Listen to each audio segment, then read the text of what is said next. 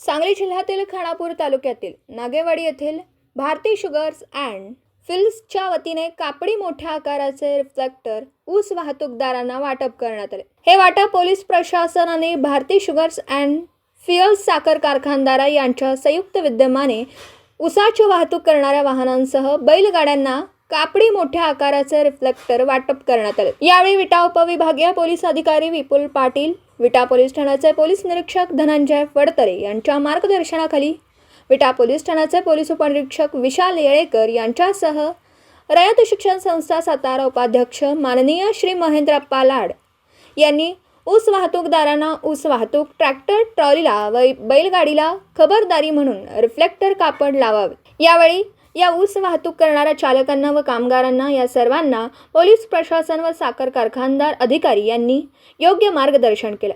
विटा पोलीस ठाण्याचे पोलीस उपनिरीक्षक विशाल येळेकर म्हणाले, रस्त्यावर ऊस वाहतूक करत असताना ऊस वाहतूक करणाऱ्या वाहनधारकांनी वाहनांवर रिफ्लेक्टर असणं गरजेचं आहे।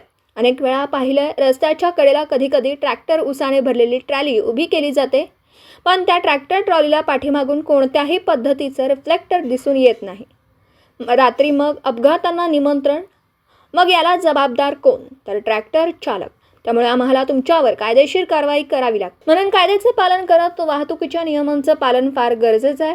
पुढील होणारे दुर्घटना टाळणं यासाठी पोलीस प्रशासन व साखर कारखानदार यांच्या आदेशाचे ऊस वाहतूकदारांनी पालन करणं गरजेचं आहे। रिफ्लेक्टर कापड लावून ऊस वाहतूकदारांना वाहतूक करा। मागील वाहनास दिसेल असे ऊस वाहतूक गाड्यांना रिफ्लेक्टर कापड लावावं। तरीसुद्धा एवढ्या सूचना देऊनही बहुतांश ऊस वाहनधारक रिफ्लेक्टर लावत नाहीत, त्यामुळे काही अपघातही झालेत।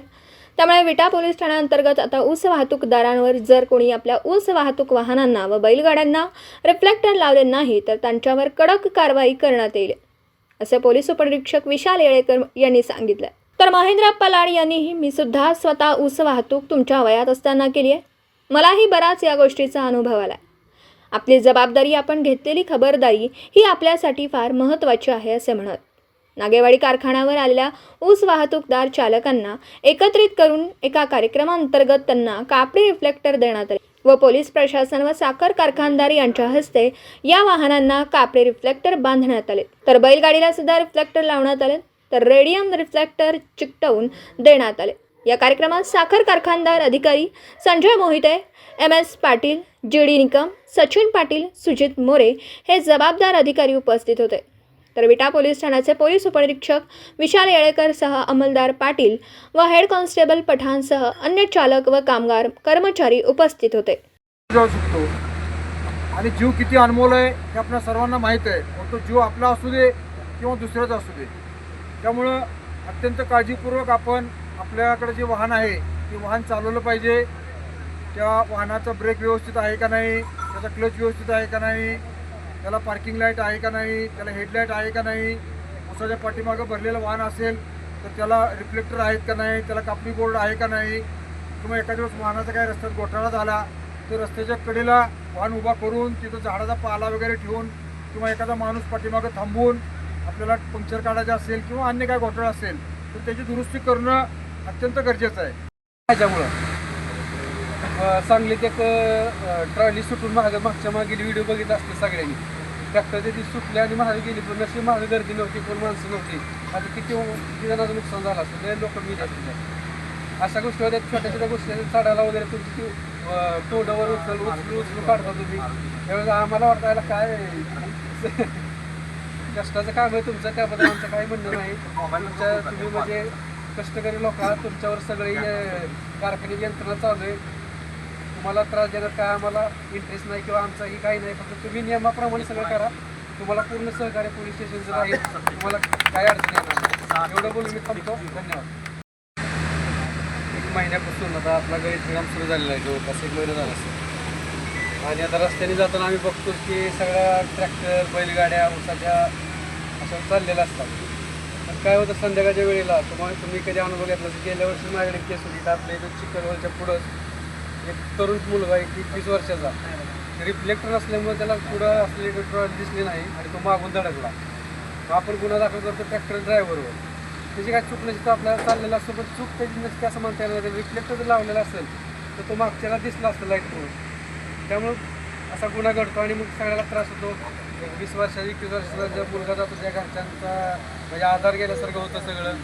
त्यामुळं आम्ही एक गेल्या महिन्यापासून एक आमच्याकडं कार्यक्रम पोलीस खात्यानं का नाही रिफ्लेक्टर संदर्भात जनजागृती करण्यासाठी एक टीम नेमलेली आहे आणि त्या संदर्भात कुठं रस्त्याने वाहनं दिसली बिगर रिफ्लेक्टर्स त्यांना थांबवून सांगतो बाबा हे लावा, तुमच्या फायद्याचं आहे, आमच्या फायद्याचं आणि जे लोक ये जा करतात ज्यांना नुकसान होणार आहे त्यांच्यावर फायद्याचं आहे. साहेब ते सगळे सहकारी आपल्याला ते संचालक पाटील साहेब, गुरु साहेब, मोठे साहेब उपस्थित आपण सर्व आज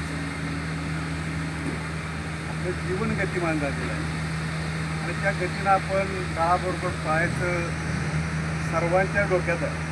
परंतु थोडंसं आपल्या कुटुंबाचा विचार केला पाहिजे. मी सुद्धा तुमच्या वयात असताना ऊस ड्रायव्हर केलं म्हणून मी आपली नवीन आहे त्यावेळी मी ऊसाचे वाहनाचा ट्रॅक्टर चालवला गुरावरती ऊसाच्या खेपांनी रात्री असं टाकलं त्या तुमच्यासारखा 3 लाईटवर जातो. परंतु जसजसा आपला अनुभव येत जाईल आपलं वय होत जाईल तशी आपल्याला आपल्या कर्तव्याची जाणीव होऊ लागते. म्हणून महाराष्ट्र शासन असेल तर पोलीस डिपार्टमेंट असेल त्यांनी एक अभिनव उपक्रम घेतलेला आहे की वाहतुकी करत असताना सुरक्षिततेची काळजी घेतली पाहिजे. ऐकता आलं पाहिजे. त्यामुळे गाण्याचा आवाज आपल्याला कमी ठेवला तर तुम्हाला बरं पडेल. जे होणारी गोष्ट आहे ती टाळता येईल. त्यामुळे सगळे आवाज वगैरे कमी ठेवत चला.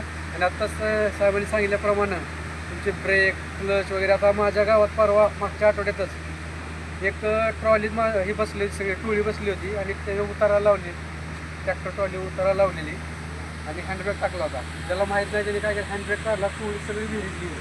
ती गजून जागेवर विहिरी उलटी गेली विहिरीत ट्रॉली ट्रॅक्टर सगळी आतमध्ये. म्हणजे थोड्या चुका असतात ती सगळ्या माणसाच्या जीवावर झाले आणि त्याचं न भरून येणं नुकसान होतं. तुम्हाला काय झालं गाडी चाक तुटलं किंवा तुमच्या ट्रॅक्टरचं काय नुकसान झालं तर थोडं 10-5 हजार खर्च देऊन ती भरून येईल. म्हणजे एखाद्या घरातला करता माणूस गेला तर न भरून येणं नुकसान होतं. त्यामुळे आपण थोड्या छोट्या छोट्या गोष्टीकडे लक्ष देत नाही. त्याकडे लक्ष दिलं तर ह्या होणाऱ्या गोष्टी त्या टाळता येतील. अजून त्याचबरोबर रिफ्लेक्टरचं सर्व जर लावतील अशा अपेक्षा आता मी बघतो बऱ्यापैकी लोकांनी लावलेली आहे. मी पण स्वतः लक्ष देऊन शेवट गाडी हडपनं बाहेर काढताना रिफ्लेक्टर लावायचा म्हणजे लावायचा हे लक्षात ठेवा. कारण तुमच्यासाठी खूप फायद्याची गोष्ट आहे, महत्त्वाची गोष्ट आहे. तुम्ही अडचणीत येणार नाही जर रिफ्लेक्टर असेल तर. कारण आम्ही गुन्हा दाखल करताना मागणी एखाद्या धडीला पहिलं बघतो रिफ्लेक्टर आहे का त्याला. रिफ्लेक्टर नसलं तर एक्स्ट्रा वाढीव कलम लागतं. हे रिफ्लेक्टर असेल तर कलम कमी होतं आहे, नसेल तर वाढीव कलम लागला. त्यामुळे रिफ्लेक्टर लावायचं तेवढं तुम्ही सगळ्यांना मनावर घ्या आणि लावत चला. त्याचबरोबर बैलगाड्यावाला जे लोक आहेत त्यांना माझं सांगणं आहे की तुम्ही एका बाजूनीच जरा म्हणजे रस्ता आपल्याकडे एवढे मोठे नाहीत अरुंद रस्ते. हा एक रस्ता सोडला तर बाकीचे आतल्या रस्त्याचे एकच वाहन जाईल असं ओव्हरटेक करताना अशा पद्धती आहेत.